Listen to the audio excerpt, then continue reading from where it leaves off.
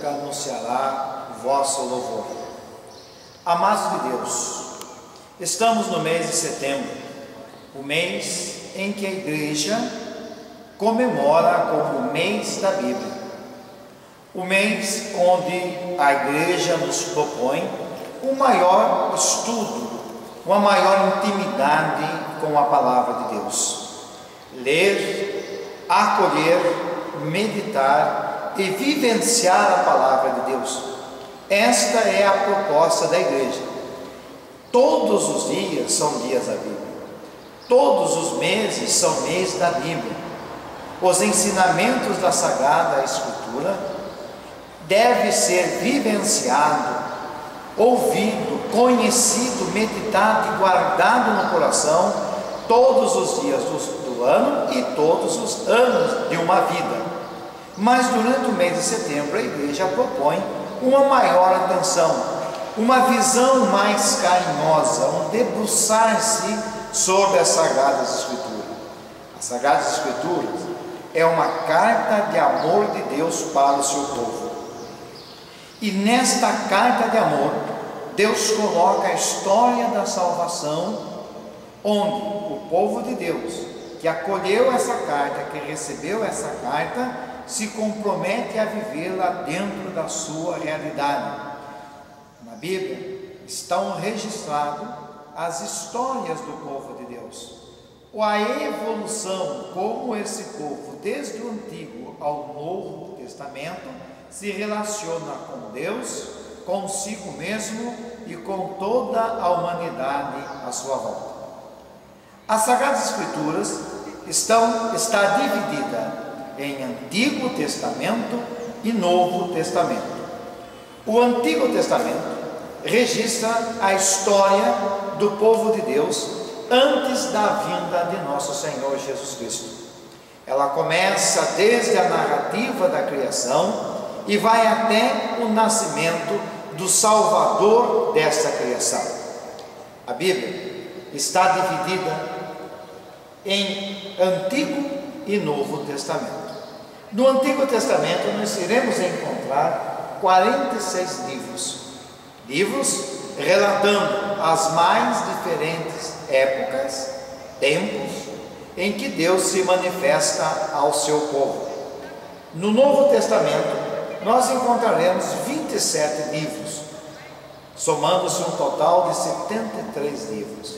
Por isso, a Bíblia não é apenas um livro, ela é uma enciclopédia de livros que reúne a história do povo de Deus e de Deus para com o seu povo. No Novo Testamento estão a palavra, os atos de Jesus e dos seus apóstolos. No Novo Testamento está o nascimento da igreja em Pentecostes, daqueles que serão os continuadores dos ensinamentos de nosso Senhor Jesus Cristo. A Igreja Católica adotou a versão da Sagrada Escritura chamada de Vulgata.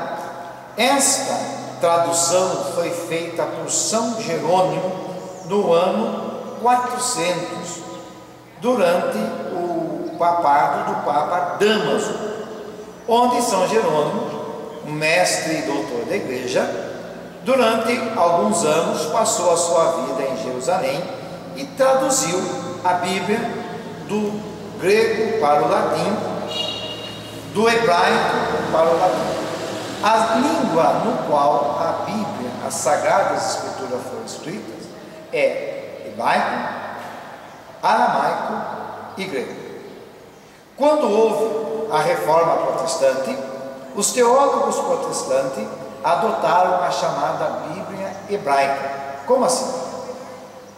Mais ou menos lá pelo ano 100, os mestres judeus se reuniram e fizeram uma compilação das Sagradas Escrituras, considerando como inspirado apenas os livros que foram escritos em hebraico, que era considerada a língua sagrada, a língua usada para as cerimônias do templo, e o aramaico, que era a língua falada pelo povo de modo geral na Palestina. Esses mestres judaicos, eles consideraram não inspirados os livros escritos em grego ou que foram escritos fora da Palestina. Esses livros somam-se 7. É o livro de Tobias, Judite, 1º e 2º Macabeus, o livro da Sabedoria, Eclesiástico, o livro de Baruque e partes do livro de Daniel. Esses livros, 7 livros, foram considerados apócrifos, ou seja, não inspirados e não fazem parte da Bíblia hebraica. Quando houve então a Reforma Protestante, os teólogos da Igreja nascente, da Igreja Protestante, adotaram a Bíblia hebraica, que não tem esses livros, que não foram escritos em hebraico ou aramaico. A Igreja Católica, porém, ela mantém a sua fidelidade para a Bíblia Vulgata, que considera inspirado também os livros escritos em grego ou fora da Palestina. Assim, a nossa Bíblia tem 73 livros, ou seja, 7 livros a mais do que a Bíblia evangélica ou protestante, ou também conhecida como a Bíblia hebraica. Esse fato que eu estou comentando com vocês é apenas a título de curiosidade, porque seja a Bíblia Vulgata, também chamada de Septuaginta, ou a Bíblia hebraica, também chamada de Bíblia protestante, não tira o valor da Sagrada Escritura. Todas elas são palavras inspiradas por Deus, que nos leva para Deus e é o caminho para vivermos os ensinamentos, o amor e a misericórdia de Deus. Por isso, amados, nós como católicos precisamos conhecer a nossa Bíblia, fazer a leitura diária, fiel, perseverante das Sagradas Escrituras. Se nós, que seguimos Jesus Cristo, não lermos os seus ensinamentos, como é que podemos conhecê-lo? E se nós não o conhecemos, como podemos amá-lo?